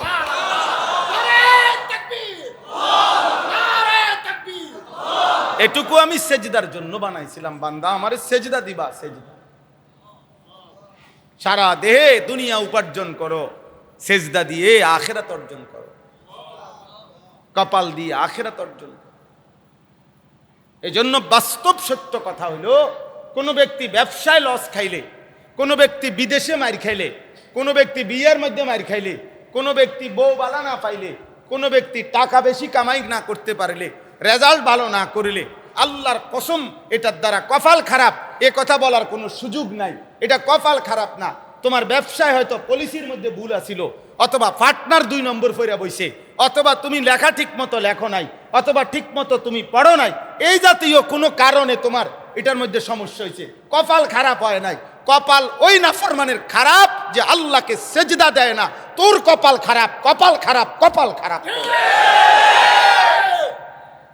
যেই নাফরমান সেজদা দেস না, তোর কপাল মন্দ, তোর কোনো কপাল নাই, মন্দ কপাল, মন্দ, দুর্ভাগা, দুর্ভাগা। যে কপাল আল্লাহকে সেজদা দেয় না, ওই কপালে থুতু, থুতু, থু, তোর কপালে থুতু মারলাম, তোর কপালে থু, থুতু কপাল। লজ্জা থাকলে সেজদা কর। নওজোয়ান, আল্লাহকে সেজদা কর। নওজোয়ান, প্রত্যেক সময় পরিবর্তন হয়, রাত্র যেমন দিন হয়, দিন যেমন রাত হয়। হ্যাঁ, এই পৃথিবীতে একদিন, এই পৃথিবীতে একদিন এলেমওয়ালা আলেম, আল্লাহকে মানত যারা, তাদের সর্বোচ্চ কদর ছিল। সময়ের অনেক দিন হয়েছে, তাদেরকে লাঞ্ছিত করছে। এটা বদলে যাবে, এ সময় বদলে যাবে। একদিন নাফরমান পাপী, একদিন চরিত্রহীন লম্পট, সুদখোর, ঘুষখোর, কিস্তিখোর, নেশাখোর, মদখোর এই সমাজের কুকুর বিড়ালের চাইতে ঘৃণিত হবে ইনশাআল্লাহ। মনে রাখো, মনে রাখো। আমি বললাম তোমরা চরিত্রহীন হইও না। আমরা দেখছি ছোটবেলায়, আজ থেকে 30 বছর আগেও বাংলাদেশ এটা ছিল। কোন গ্রামে, 10 গ্রামে কেউ নারীর সাথে অপকর্মে ধরা খাইলে, খারাপ কামে ধরা খাইলে, 10 গ্রামের মাঝখানে আইনা বিচার কইরা চুল কাইটটা, মাথা কাইটটা, আলকাতরা লাগাইয়া ছেড়ে দিত। হ্যাঁ, তোমরা তো এখন বিচিত্র এই বিশ্রী চুলটাকে মনে করছো ফ্যাশন। আগে এই চুল ছিল কাইটা বিভিন্ন খান দিয়ে, কোনান দিয়ে আছে, কোনো খান দিয়া নাই। এর দেখলে মানুষে কইতে উনি ধরা খাইছে। হ্যাঁ, সুর তাইতে ধরা খাইছে নিশ্চিত। কোন বেডির লোকে ধরা খাইছে, না তো সুরিত কি খাইছে, ধরা খাইছে। গ্রামে চুল কাটটা ছেড়ে দিছে। হ্যাঁ হ্যাঁ, এটাই ছিল আগে। আপনি জিজ্ঞাসা করেন মুরব্বীদেরকে, আগে এটাই ছিল। সময় আবার বদলাবে, সময় আবার বদলাবে ইনশাআল্লাহ। সময় আবার বদলাবে, সময় আবার। ইসরায়েলের বেঈমানরা গোটা পৃথিবী থেকে বিচ্ছিন্ন। পৃথিবী তাদের জন্য ইনশাআল্লাহ সংকুচিত হয়ে যাচ্ছে, সংকুচিত হয়েছে। আমেরিকার তলায় কিচ্ছু নাই, আমেরিকার ভিতরে কিচ্ছু নাই, কিচ্ছু নাই। সম্পূর্ণ মিথ্যার উপরে, ধোকার উপরে, ফাঁফা বেলুনের উপরে আমেরিকা ফালাইতে আছে। যেদিন পড়ে যাবে সেদিন সবাই বুঝবে পড়ে গেছে মূলত আরো বহু আগে, টের পাইছেন আর একদিন। হ্যাঁ হ্যাঁ, আমরাও পৃথিবীর খবর রাখি, সারা বিশ্ব পরিস্থিতি প্রতিনিয়ত আমরাও অবজার্ভ করি, আমরাও পড়ালেখা করছি আলহামদুলিল্লাহ। এই জন্য সমস্ত ছেলেকে বললাম, গুনাহ ছাড়ো, আল্লাহর দিকে ফেরো। তুবু ইলাল্লাহি জামিআন আইয়ুহাল মুমিনুন লাআল্লাকুম তুফলিহুন। আল্লাহ তাআলা বলেন, হে ঈমানদারগণ, তোমরা সকলেই তোমাদের আল্লাহর দিকে ফিরে আসো, তাহলেই সফল হবে। আল্লাহ নিজে বলছে, আল্লাহ নবীজিকে বলছে, আপনি বলেন ফাফিররু ইলাল্লাহ, হে আল্লাহর বান্দাগণ, আল্লাহর দিকে ফিরে আসো। ফাফিররু, দৌড়াও, আল্লাহর দিকে দৌড়িয়ে আসো। আল্লাহ নিজে বলছে ওয়াসারিউ ইলা মাগফিরাতিম মির রাব্বিকুম, তোমার রবের মাগফিরাতের দিকে দৌড়িয়ে আসো।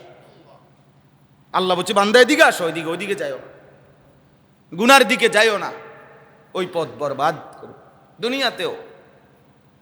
দুনিয়াতেও আজকে তোমরা অসংখ্য ছেলে পেলে বেঈমান দুশ্মন তোমাদেরকে বুঝায় দিছে, খেলে কোথায়, তোমগরে নাসায় কোথায়।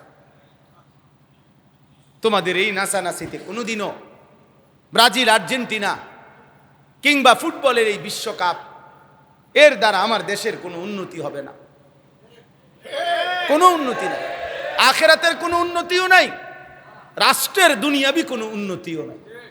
আমি তো অসংখ্য মাহফিলে বলছি, গত কয়েকদিন টানা বলে গেছি যে এই ফিফা ওয়ার্ল্ড কাপ যে সকাল থেকে যা শুরু হবে আগামীকাল থেকে, এই বেঈমানরা বলুক যে এই ফুটবল খেলার দ্বারা, বিশ্বকাপের দ্বারা দুনিয়াবি তাদের উদ্দেশ্যটা কি, এটা বলুক, একটি মহৎ উদ্দেশ্য কিছু বলুক, যে এর দ্বারা পৃথিবীতে যুদ্ধ বন্ধ হবে, এর দ্বারা পৃথিবীতে হত্যা, খুন, ধর্ষণ, নারী নির্যাতন বন্ধ হবে, এর দ্বারা পৃথিবীতে অবৈধ উপার্জন, লুণ্ঠন, হ্যাঁ, পৃথিবীতে বন্ধ হবে, এমন কোনো বক্তব্য শুনছুনি ভাই? অথচ আমি নিজে পত্রিকায়, অনলাইনে, মিডিয়ার খবরে দেখছি যে 3 জায়গায় ফুটবল বিশ্বকাপ হবে, আমেরিকা, কানাডা, মেক্সিকো, এই 3 জায়গায় বর্তমানে মাঠের বাইরে, এই কোরআন হাতে বললাম, মাঠের বাইরে পুরা এই অঞ্চলে যেখানে খেলা হবে, সর্বোচ্চ বেশি পেরেশানি, প্রস্তুতি। কালকেও পত্রিকার অনলাইনের খবরে আসছে এবং গ্রহণযোগ্য চ্যানেল থেকে সংবাদ প্রচার করছে যে মাঠের বাইরে এই 3 জায়গাতে সর্বোচ্চ সরকারি প্রশাসনিক পেরেশানি হলো যৌনকর্মী, যৌনতাকে নিয়ন্ত্রণ করা।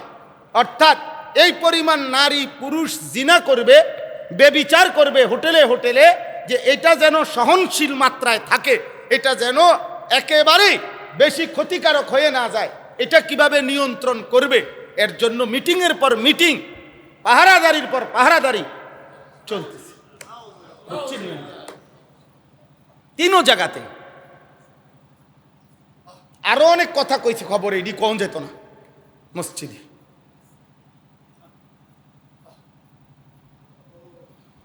বলো ভাইয়া, তাহলে একটি ফুটবল বিশ্বকাপের সাথে অসংখ্য নারীর ইজ্জত, বেশ্যাবৃত্তি, পতিতাবৃত্তির সম্পৃক্ততা, কোটি কোটি মিলিয়ন মার্কিন ডলার অনলাইনে জুয়ার মাধ্যমে সারা পৃথিবীতে খরচ হবে।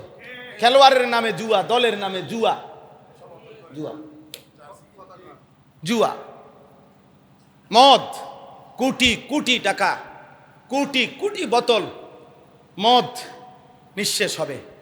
তাহলে যেখানে মদের আড্ডা, যেখানে নারীর আড্ডা, যেখানে জুয়ার আড্ডা, এই 3টি পাপ। একটা ছেলে বলো আব্বা, যদি মানুষের বাচ্চা হও, মুসলমান বাদ দাও, রক্তে যদি মানুষের রক্ত থাকে, তোমার বিবেকে, পৃথিবীর একেবারে পৃথিবী সৃষ্টির প্রথম দিন থেকে আজকের এই দিন পর্যন্ত পৃথিবীতে মদ, জুয়া, নারীর জিনা, নারীর ব্যভিচার, এই 3টি কাজকে পছন্দনীয় পৃথিবীর কারো কাছে কোনোদিন মনে হয়েছিনি? কথা বলে না, বলো না ভাই? তাহলে এই ফুটবল বিশ্বকাপের সাথে এই 3টি পাপের সম্পৃক্ততা আছে কিনা তুমি জিজ্ঞেস করো। না, তুমি খবর নাও। যদি বলো না হুজুর আমি যথেষ্ট পরিমাণ খবর নিছি, এর সাথে বেশ্যাবৃত্তির সম্পৃক্ততা নাই, এর সাথে মদের সম্পৃক্ততা নাই, এর সাথে জুয়ার কোনো সম্পৃক্ততা নাই, তো ঠিক আছে ভাইয়া, আমার ভুল হয়েছে, আমি আস্তাগফিরুল্লাহ। যদি আমারটা ভুল হয় তো আমারে মাফ করে দিও, আমি ভুল বলছি। বাকি আমি খবর নিয়ে বলছি, এবং আমি যেটা বলছি ওইটা আমি আমার সংরক্ষণও করছি, অর্থাৎ আমি এটা সংরক্ষণ করে রাখছি, ওই খবর এগুলো আলাদা করে রাখছি, দরকার লাগলে দেখাইতে পারো কাউরে। এজন্য দোস্ত, এই বিশ্বকাপ, এই ফুটবল, যেখানে নারীর জিনা চলবে, যেখানে মদের আড্ডা চলবে, সেখানে জুয়ার আড্ডা চলবে, সেখানে সামান্য কোনো পবিত্র মায়ের বুকের দুধ পান করছে যে সন্তান, সে এটা দেখতে পারে না। রক্তে যার ইমানের রক্ত আছে, রক্তে যার পবিত্র বাবার রক্ত আছে, সেটা দেখতে পারে না। না না, যে যাই বলুক, আমরা এই শক্ত কথা বলার পরে আমি শুনছি, আমারও গালি দিছে অনেকে। আর আমি যে ওটা গালি দেয় না, বেটা তুই আটলান্টিক মহাসাগরে না হিমালয় পর্বতে ডুবে দাঁড়াইয়াছি, ইল্লা আমি বলেই যাব যে এটা হারাম। এটা হারাম কিনা? মদের আড্ডা হারাম কিনা? জুয়ার আড্ডা হারাম কিনা? নারীর আড্ডা হারাম কিনা? যেখানে একেবারে গুনাহ দিয়া, যেটা প্যাকেটিং করা, গুনাহ দিয়ে, অশ্লীলতা দিয়ে, অসভ্যতা দিয়ে যেটা মোড়াইয়া রাখছে, সেখানে ভালো উত্তমের সামান্যতম কিছু আছে কিনা? এখানে ওলামায়ে কেরাম আছে, ছেলেরা তোমরা যারা এই বেঈমানদের গেঞ্জি পরছো, জার্সি, এর হুকুম জিজ্ঞাসা করো ওলামায়ে কেরাম, মুফতি সাহেবদেরকে জিজ্ঞাসা করো, জিজ্ঞাসা করো আব্বা। হয়তো এই দুর্ভাগ্য তোমাদের অনেকের, এমন বাবা জোটে নাই, এমন মা জোটে নাই, এমন অভিভাবক জোটে নাই যে তোমারে ফিরায় নিবে। আমার জীবনে আমি একবার, আমার এই ৪৫ বছরের হায়াতে আমি একবার হুজুর একটা সাদা পাঞ্জাবি এদিক দিয়া রেডিমেড কিনছিলাম, এদিক দিয়ে শুধু একটু এম্ব্রয়ডারি ছিল, এই সাইডটা দিয়া এম্ব্রয়ডারি করা আর কি, এম্ব্রয়ডারি করা।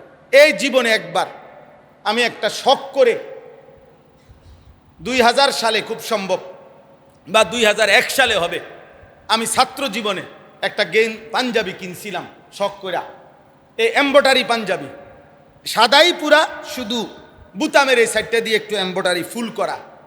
এই প্রথম আসরের নামাজ পড়ে ৪তলা হোস্টেলে থাকতাম, হোস্টেল থেকে 9C পাঞ্জাবিটা গায়ে দিয়া, নিচতলায় আমার বড় ভাই থাকতেন। বড় ভাই ওই মাদ্রাসার প্রধান মুহাদ্দিস ছিলেন, আলহাজ হজরত মাওলানা মাহবুবুর রহমান আশরাফি ভাই, আমার এখনো বাইচা আছেন, একটা বড় কামিল মাদ্রাসা, সরকারি মাদ্রাসার প্রিন্সিপাল, শেখুল হাদিস আল্লামা আজিজুল হক রহমতুল্লাহ ছাত্র ভাইয়া, বড় আলেম।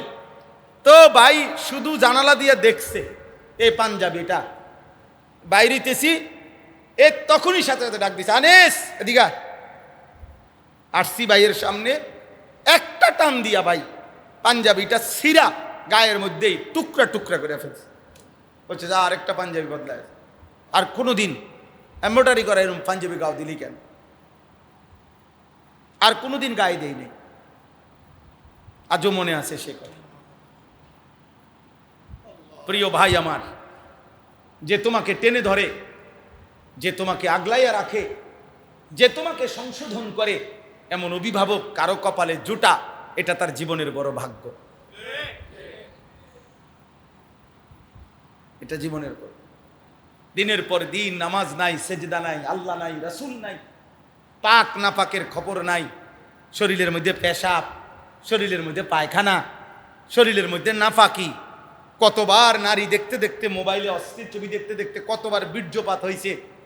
এই অসভ্য জঙ্গলি, তার খবরও নাই, তার প্যান্টে নাপাক, ছি ছি ছি ছি, জানেও না পাক কেমনে হয়, নাপাক কেমনে হয়, সে তো কিছুই জানে না। বুঝেন নাই হিসাব?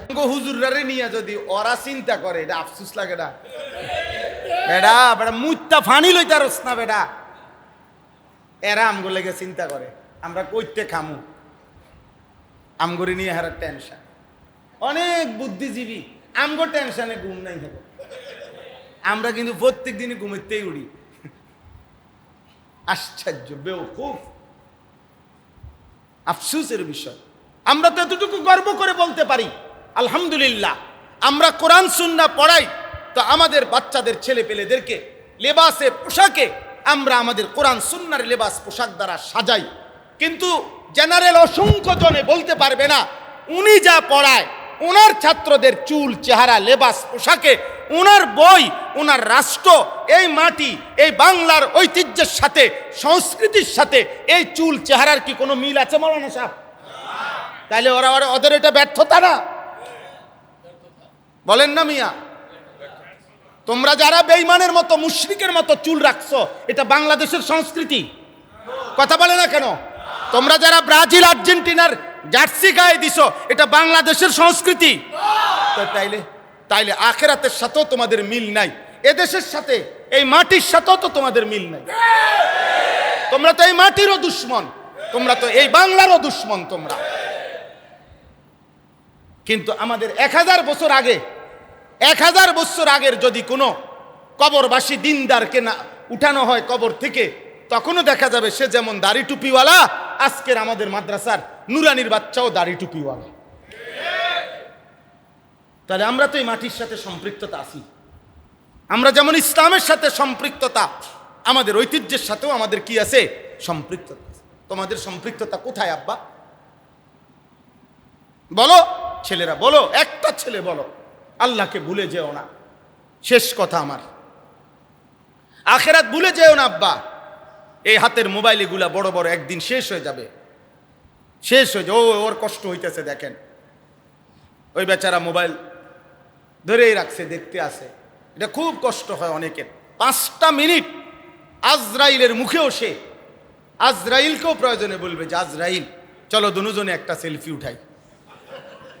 হ্যাঁ হ্যাঁ হ্যাঁ বলবে, আমার রুহ কবজ করো, অসুবিধা নাই, কিন্তু কমপক্ষে আখিরি তামান্না, শেষ আর জু, একটা ছবি উঠাইতে দাও।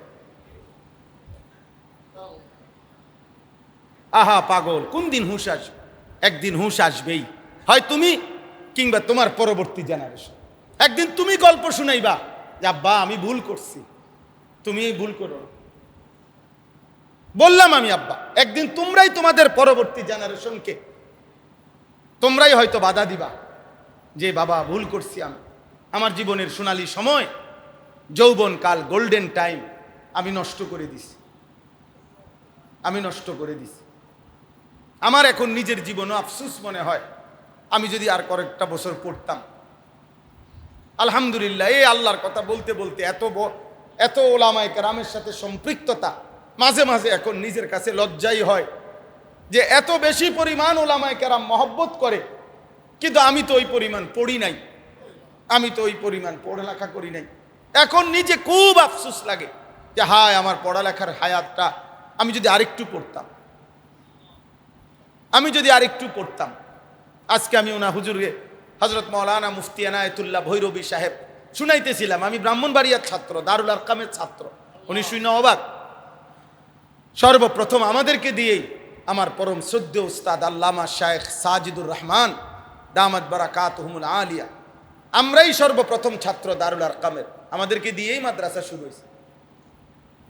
সর্বপ্রথম যেই বেস, আমি সেই বেসের ছাত্র। আমার মনে আছে, আমার সিলেটের হুজুর হযরত মাওলানা মাহাদি সাহেব সব সময় আমগো কামরায় আসা কইতো ফরজ নাকা। আমি বলতাম হুজুর বিডি ফারি, আপনি যেটা কোন এটা ফারি। তো সব সময় ধমকাইতো তে পড়ে না। তা আজ আমার আফসোস হয় যে হায়, আমরা যদি পড়তাম, আরেকটু যদি পড়তাম, আরো ভালো করতাম, আরেকটু যদি পড়তাম। এই জন্য প্রিয় ভাই, একদিন পেছনের এই জিন্দিগির জন্য আফসোস করতে হবে, আফসোস করতে হবে। একদিন মনে পড়বে, আহা কি করলাম। কোরআনুল কারীমের মধ্যে আছে, ওয়াজিআ ইয়াউমা ইদিন বিজাহান্নাম ইয়াউমা ইদিন ইয়াতাযাক্কারুল ইনসান ওয়া আন্না লাহুয যিকরা। আল্লাহ বলেন, হাসরের ময়দানে জাহান্নামকে টেনে আনা হবে, আর প্রত্যেক নাফরমান তার দুনিয়ার জীবনের সব কথা মনে পড়বে, মনে পড়বে, আর বলবে, আল্লাহ বলেন ওয়া আন্না লাহুয যিকরা, হায় বান্দা সেদিন মনে পড়ে কি লাভ হবে। আল্লাহ বলেন কি মন লাভ হবে বলো না বান্দা। এই জন্য চলো নামাজ পড়ি, বলো ইনশাআল্লাহ। যুবক ভাই বলো ইনশাআল্লাহ। নষ্ট হইও না, আবারও বললাম নষ্ট হইও, আল্লাহর দিকে ফেরো, আল্লাহর দিকে ফেরো। তোমাদের বয়সী সাহাবীরা আল্লাহর জন্য জিহাদ করছে। 14 বছরের সাহাবী প্রতিযোগিতা করছে, ইয়া রাসূলুল্লাহ পায়ের আঙ্গুল উঁচা করে দাঁড়ায় দেখাইছে, ইয়া রাসূলুল্লাহ আমি যুদ্ধে যেতে চাই। তো একজনকে দিছে, আরেকজনকে ফিরাই দিছে নবী। হযরত সামুরা ইবনে জুনদুব, রাফে ইবনে খাদিজ, এই দুই সাহাবী ছিল সমবয়সী সাহাবী। উহুদের যুদ্ধে ওনাদেরকে একজনকে নবী নিছে, আরেকজনকে ফেরত দিছে। যাকে ফেরত দিছে উনি বলছে, ইয়া রাসূলুল্লাহ আপনি তাকে লম্বা দেখে নিছেন, কিন্তু শক্তি আমার গায়ে বেশি, আমি ওরে কুস্তিতে হারাইতে পারুম, ওর সাথে আমার লাগাই দেন। নবী বলছে আচ্ছা। এরপরে লাগছে, উনি উনারে ফেলে দিছে। এবার আল্লাহ নবী বলছে ঠিক আছে, তুমি লম্বা হওয়াতে নিলাম, তোমার গায়ে শক্তি বেশি তো তোমারও নিলাম। হযরত যায়েদ ইবনে সাবিত হাদিসে আছে, মাত্র 13 বছর বয়সে ওনার আম্মাকে নিয়ে আসছে নবীজির সামনে, মাকে দিয়ে বলাইছে। মা বলছে, ইয়া রাসূলুল্লাহ আমার 13 বছরের ছেলে আসছে আপনার কাছে যুদ্ধে যাবে, যুদ্ধের জন্য আপনি তাকে গ্রহণ করেন, জিহাদের জন্য। নবীজি তাকাইয়া বললেন, 13 বছরের এই বাচ্চাকে আমি নেব না মা, এত ছোট বাচ্চা নেওয়া যাবে না। হযরত যায়েদ ইবনে সাবিত রাদিয়াল্লাহু তাআলা আনহু, ওনার আম্মা যখন ওনাকে ফিরে আনতে চাচ্ছিলেন, কিতাবে আমরা নিজে পড়ছি, উনি ওনার মাকে জড়াইয়া ধরে চোখের পানি ফেলে বললেন, মা আল্লাহর কসম মা, আমি তো ঘর থেকে বিদায় নিয়ে আসছি মা, আমি আর ঘরে ফিরবো না, আমারে যেহেতু নবী যুদ্ধে নিবে না, ঠিক আছে আপনি আবার গিয়া নবীকে বলেন আমারে তাইলে তিনি ওনার দিনই অন্য কোনো কাজে হইল আমারে লাগাইয়া রাখো, আমি ঘরে ফিরবো না, ঘরে ফিরবো না আমি। পরে নবীজি বললেন ঠিক আছে, তুমি আশেপাশের কিছু ভাষা আছে যে ভাষাগুলো আরবির কাছাকাছি তবে আরবি ভাষা না, সেগুলো তুমি শিখে আসো এবং ওইগুলো আরবিতে যাতে পরে বুঝাইয়ে বলতে পারো আমাদেরকে, তুমি এই যোগ্যতা অর্জন করো। তিনি আশেপাশের ভাষা শিখে আসছেন। আয়েশা বলছি, ইয়া রাসূলুল্লাহ আমি শিখে আসছি। এবার নবীজি জিজ্ঞেস করছেন, উনি বলতে পারছেন। এরপরে এই সাহাবী হইছেন নবী সাল্লাল্লাহু আলাইহি সাল্লাম যাদেরকে দিয়ে কোরআন লেখাইতেন, কাতেবে ওয়াহি, কোরআন নাজিল হইলে এর মধ্যে 1 নম্বর সাহাবী ছিলেন হযরত যায়েদ ইবনে সাবিত। আর দ্বিতীয়ত নবীজির কাছে বিভিন্ন অঞ্চল থেকে মানুষ যখন আসতো প্রতিনিধি, তো ওদের ভাষা ট্রান্সলেট করা, দোভাষী, এই কাজটা করতেন এই সাহাবী। নবীর কথা ওদেরকে বুঝাইতেন, ওদের কথা নবীজিকে বুঝাইতেন। তার জুমান ছিলেন, দোভাষী ছিলেন। হ্যাঁ, হযরত আবু বকর সিদ্দিক রাদিয়াল্লাহু তাআলা নূর জামানায় ওনার বয়স ছিল 16-17 বছর। তখন ওনাকে জিজ্ঞেস করছিল হযরত আবু বকর সিদ্দিক, পুরা কোরআন একত্রে সংকলন করার কাজ আমি করতে চাই তোমার মাধ্যমে, তুমি প্রধান থেকে তুমি কাজটা পারবা কিনা? আমরা কিতাবে পড়ছি এই সাহাবী মাত্র 16 বছর, উনি বলছে আমিরুল মুমিনিন আবু বকর, আপনি যদি বলেন আমারে চোখের সামনের এই পাহাড় কাইটা আরেক জায়গায় স্তূপ দিতে, আমি ওইটাও পারো।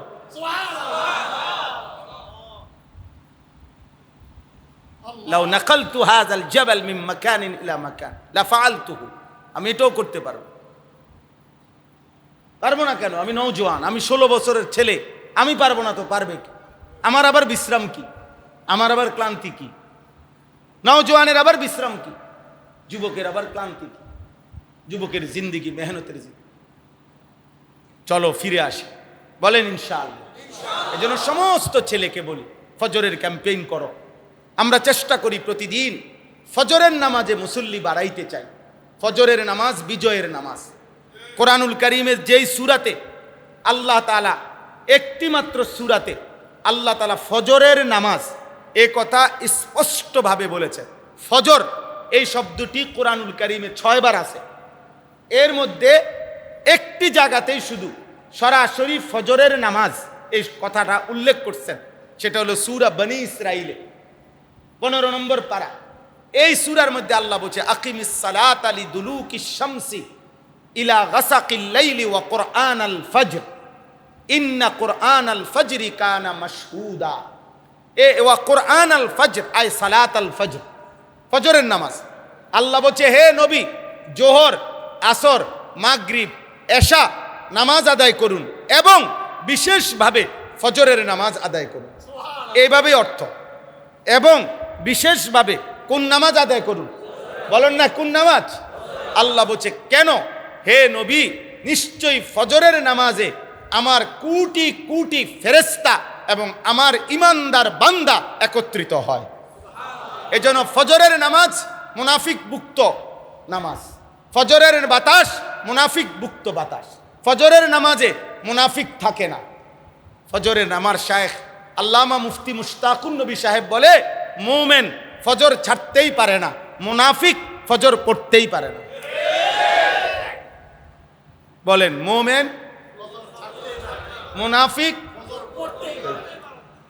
মুনিব গোলাম তার মুনিবকে ভুলতেই পারে না, আর নাফরমান মুনিবের কথা মনেই পড়ে না। হ্যাঁ, এজন্য ফজরের নামাজ পড়া দরকার। ফজরের নামাজের উপরে হিম্মত করো, ইনশাআল্লাহ বাকি 4 ওয়াক্ত নামাজ আল্লাহ তাআলা তোমার কলিজার মধ্যে তোমারে দাঁড় করায় দিবে। এজন্য সব নওজোয়ান এখানে আলহামদুলিল্লাহ, সমস্ত নওজোয়ান তোমাদেরকে বলি ভাই যে ফজরের নামাজ পড়বো, বলো ইনশাআল্লাহ। তো বলতেছিলাম, এই সূরা বনী ইসরাইলে আল্লাহ তাআলা ফজরের নামাজের কথা বলে এরপরে বলছে এবং তাহাজ্জুদ নামাজ পড়েন এবং বেশি বেশি দোয়া করেন। এরপরেই বলছে নবী ফজর সহ 5 ওয়াক্ত নামাজ নিশ্চিত করেন, তাহাজ্জুদ নামাজ শেষ রাত্রে পড়েন, বেশি বেশি দোয়া করেন। এ 3টি আমল যদি নিশ্চিত করতে পারেন তো আমি আল্লাহ বললাম, চতুর্থ আয়াত হলো অকুল জা আল হাক্কু ওয়া জাহাকাল বাতিল। এরপরে এই কথা আপনি দেখেন, এরপরে এটা যে এবার আপনি বলে দেন হকের বিজয় হয়ে গেল, বাতিলের পরাজয় হয়ে গেল। এজন্য ফজরের মুসল্লি বাড়বে, হকের বিজয় আসবে। ফজরের মুসল্লি বাড়বে, মাহাদির সৈনিক বাড়বে ইনশাআল্লাহ। মনে রাখো ভাই, ফজর বিহীন মাহাদি পাবে না, ফজর বিহীন দাজ্জালের বিরুদ্ধে ঈমান বাঁচাইতে পারবে না, ফজর বিহীন কালেমার পতাকা উড়াইতে পারবে না। ভাত খাইবা আর পেশাব পায়খানা করবা, বেডি চাইবা আর শুইয়া থাকবা, এই আর কি। হাইওয়ান জানোয়ারের মতো শুধু 4টা চাহিদা যার পূরণ হয় তার জীবন জানোয়ারের জীবন। খায়, ঘুমায়, পেশাব পায়খানা করে আর যৌন চাহিদা, লজ্জাস্থানের চাহিদা পূরণ করে। এই 4টি জিনিস যার পূরণ হয়, খাবারের ব্যবস্থা আছে, পেশাব পায়খানা হচ্ছে, ঘুম যাইতে পারতেছে আর লজ্জাস্থানের যৌন চাহিদা পূরণ হইতেছে, এই 4টা এগুলা জানোয়ারেরও পূরণ হয়। যা জানোয়ারও খায়, ঘুমায়, পেশাব পায়খানা করে, জানোয়ারেরও লজ্জাস্থানের চাহিদা পূরণ হয়। নইলে কুকুরের বাচ্চা হয় কেমনে, ছাগলের বাচ্চা হয় কেমনে? অতএব এতটুকু চাহিদা যার পূরণ হয় আর এতটুকুই যার জীবন, তার জীবনের সাথে জানোয়ারের জীবনের কোনো পার্থক্য নাই। মুমিনের জীবন ভিন্ন, ইমানের জীবন সেজদা, ইমানের জীবন কালেমা, ইমানের জীবন আখিরাত। কি ভাই? আখিরাত এখানে আছে। আল্লাহ নবী সাল্লাল্লাহু আলাইহি সাল্লামকে আল্লাহ বলছে, বন্ধু আমি দেখি মুনাফিক কাফেররা মক্কায় কি করত, মদিনায় মক্কায় কিছু মুনাফিক আর কাফের নবীজিকে দেখলে তারা নবীজির থেকে আড়াল হওয়ার জন্য ইয়াসনুনা সুদুরাহুম লিয়াস্তাখফু মিনহু, এরকম মানে বুকেরে ভাঁজ করে এরকম মাথা নোয়ায় ফেলতো যাতে নবী, বোঝেন নাই, যাতে নবীজি না দেখে। হে মনে করছে মোহাম্মদ দেখে নাই, হে সালাক। আর কি আল্লাহ তাআলা বলেন, আল্লাহ যাতে না শুনে নাফরমানের কথা, এই জন্য তারা চাদর দিয়া মুখ শরীর ডাইকা আস্তে আস্তে কথা বলে। আলা হিনা ইস্তাগশুনা সিয়াবাহুম ইয়ালামু মা ইউসিররুনা ওয়া মা ইউলিনুন। আল্লাহ বলেন, বুক যদি ভাঁজও করে, চাদর দিয়া যদি শরীরও ঢেকেও ফেলে, আপনি বলেন যে আস্তে কথা জোরে কথা সবই আল্লাহ শুনতে পায়। ইন্নাহু আলিমুম বিদাতিস সুদূর, নিশ্চয়ই আল্লাহ অন্তরের ভিতরের কথাও জানেন। জানেন কি না? জানেন কি না? অতএব শেষ কথা হইল, এই 5টি আয়াতের মধ্যে আমার মূল উদ্দেশ্য ছিল সূরা হুদ 11 নম্বর পারা, 11 নম্বর সূরা, এই কথাটাই বলতে চাচ্ছিলাম। আল্লাহ তাআলা এখানে একটা গুরুত্বপূর্ণ কথা আমাদেরকে বলছেন ওয়া আনিস্তাগফিরু রাব্বাকুম সুম্মা তুবু ইলাইহি। প্রিয় ভাই, এটাই আমার শেষ কথা। আল্লাহ তাআলা বলেন, হে আমার বান্দাগণ, সমস্ত গুনাহ ছেড়ে দিয়ে মাফ চাও এবং ইবাদত শুরু করে তওবা করো। এই দুইটা শব্দ এখানে বলছেন, ইস্তিগফার এবং তাওবা। গুনাহ ছেড়ে দিয়ে মাফ চাও, নতুন করে পুনরায় ইবাদত শুরু করে তাওবা করো, মানে ফিরে আসো। তাওবা মানে আর রুজুউ ইলাল হালাতিল উলা, প্রথম অবস্থায় ফিরে আসা। আল্লাহ আমারে প্রথম যে অবস্থায় বানাইছিলেন, নিজেকে ওই অবস্থায় ফিরিয়ে আনা, ওইটারে বলে তাওবা। তো আল্লাহ আমাকে গুনাহযুক্ত বানাইছেন না গুনাহমুক্ত বানাইছিলেন? ওই অবস্থায় ফিরে আসা, এটারে কয় কি? তাওবা। তো এজন্য নিয়ম হলো ইস্তিগফার বলে গুনাহ ছেড়ে দিয়ে মাফ চাওয়া, তাওবা বলে নতুন করে ইবাদত শুরু করে আল্লাহর কাছে ফিরে আসা। আল্লাহ বলেন, বান্দা আমি ওয়াদা দিলাম, এই দুইটা কাজ, গুনাহ ছেড়ে দিয়ে মাফ চাও, নতুন করে ইবাদত শুরু করে তওবা করো, আমি ওয়াদা দিলাম, তাহলে তোমারে দুইটা পুরস্কার দেব। কয়টা পুরস্কার? কি করলে? ইস্তিগফার ও তাওবা করলে। বলেন তো কি বলছি? কি করলে? আবার বলেন। ইস্তিগফার মানে কি? গুনাহ ছেড়ে দিয়ে মাফ চাওয়া। বলেন, মানে এটা কি? আর ইবাদত শুরু করে আল্লাহর কাছে ফিরে আসা, এটা কি? তাওবা। এটা কি বলেন? তাহলে তাওবা মানে কি? তাওবা মানে মাথা লাড়ন। তাওবা মানে আপনি মাথা লাড়ন না তো? আমি কোন আপনি যেটা বলছি বলেন। ইবাদত শুরু করে আল্লাহর কাছে ফিরে আসা। বলেন, তাওবা মানে কি? ইস্তিগফার মানে কি? হ্যাঁ, আল্লাহ বলেন, আমি ওয়াদা দিলাম, দুইটা পুরস্কার দেব। ইউমাত্তিউকুম মাতাআন হাসানান ইলা আজালিম মুসাম্মা। বাকিটা হায়াত আমি আল্লাহ তোমার দুনিয়ার যাবতীয় প্রয়োজনীয় উপকরণ হালালভাবে, বৈধভাবে, পবিত্রভাবে আমি পূরণ করে দেব। নারীর চাহিদা পূরণ হবে, বেশ্যা লাগবে না, পতিতা লাগবে না, নর্তকী লাগবে না, মোবাইলের উলঙ্গ নারী লাগবে না, রাস্তার অসভ্য মহিলা লাগবে না, পবিত্র স্ত্রী দিয়ে চাহিদা পূরণ করে। টাকা লাগবে, সুদের টাকা লাগবে না, কিস্তির টাকা লাগবে না, লোনের টাকা লাগবে না, ওজনে কম দেওয়া টাকা লাগবে না, চুরির টাকা লাগবে না, ডাকাতির টাকা লাগবে না, রাহাজানি ছিনতাইয়ের টাকা লাগবে না। পবিত্র হালাল টাকা দিয়ে আমি তোমার সব প্রয়োজন পূরণ করে দেব। ইউমাত্তিউকুম মাতাআন হাসানা ইলা আজালিম মুসাম্মা। আগামী হায়াত তোমার সব পূরণ করব হালাল দিয়ে। কি দিয়ে? পবিত্র। 2 নাম্বার, ওয়ায়ুতি কুল্লাযী ফাদলিন ফাদলা। আর আল্লাহ বলেন, তোমার প্রত্যেকটি আমলের বিনিময়ে আখিরাতের সর্বোচ্চ বিনিময় জান্নাত দিয়ে দেব। দুনিয়ায় হালাল আর পবিত্র দিয়ে প্রয়োজন পূরণ করব, আখিরাতে জান্নাত দেব। কি করলে? না না, কি করলে বলেন না? এজন্য মনে রাখতে হবে, এটাই শেষ কথা। প্রতিনিয়ত আমাদের গুনাহ হবেই, কিন্তু আমাদের দায়িত্ব, আমার কলিজার মধ্যে সিদ্ধান্ত রাখতে হবে, গুনাহ আমি করব না, আমল আমি ছাড়ব না। যখনই গুনাহ হবে, যখনই আমল ছুটবে, আমাকে দুইটা কাজ করতে হবে, ইস্তিগফার ও তাওবা করতে হবে। কি করতে হবে বলেন? আর ইস্তিগফার মানে গুনাহ ছেড়ে দিয়ে মাফ চাওয়া, তাওবা মানে পুনরায় ইবাদত শুরু করে আল্লাহর কাছে ফিরে আসা। এজন্য বুজুর্গানে দিন উলামায়ে কেরাম বলে, আল ইস্তিগফারু বিলা ইকলাইন আনিজ যুনুবি তাওবাতুল কাদ্দাবিন। যে ব্যক্তি গুনাহ ছেড়ে দেয় নাই অথচ মাফ চাচ্ছে, তাওবার ভান করছে, খোদার কসম বুজুর্গানে দিন বলে এই তাওবা মিথ্যাবাদীর তাওবা।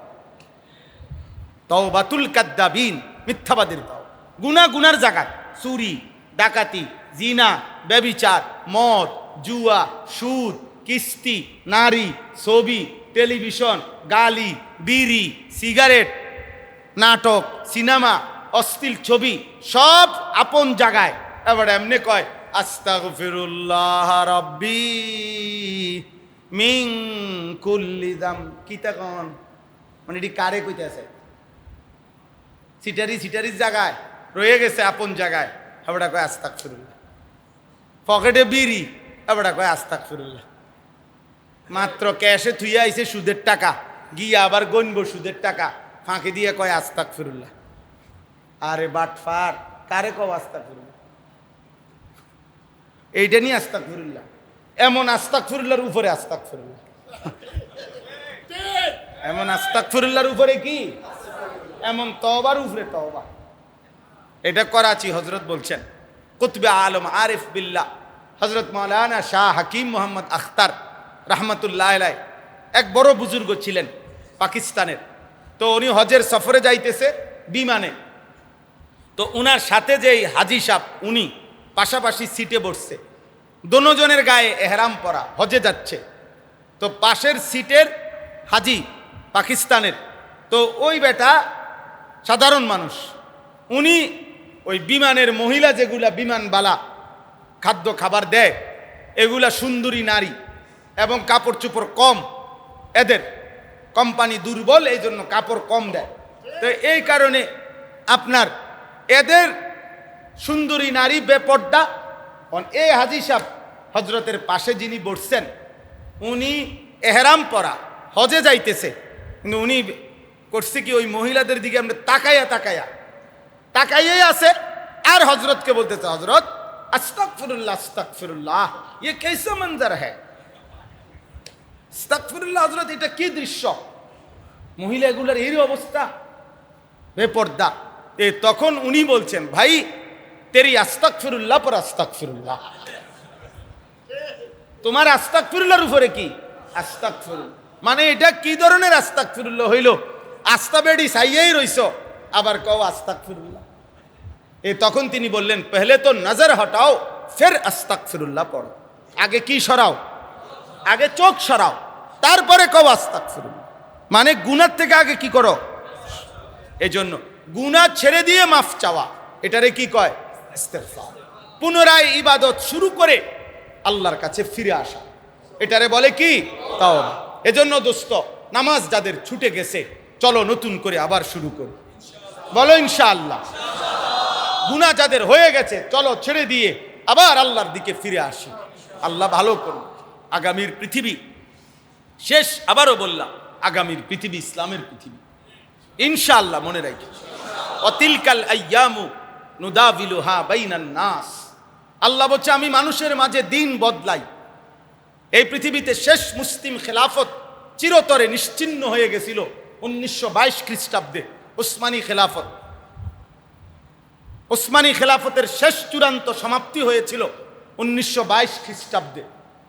2022 100 বছর, ঠিক 2021 সাল 22 সালের মুখোমুখিতে রব্বে করিম আফগানিস্তানে ইমারাতে ইসলামিয়ার নতুন সূর্য তুলে আল্লাহ যেন ঘোষণা দিছেন, পরিবর্তন শুরু।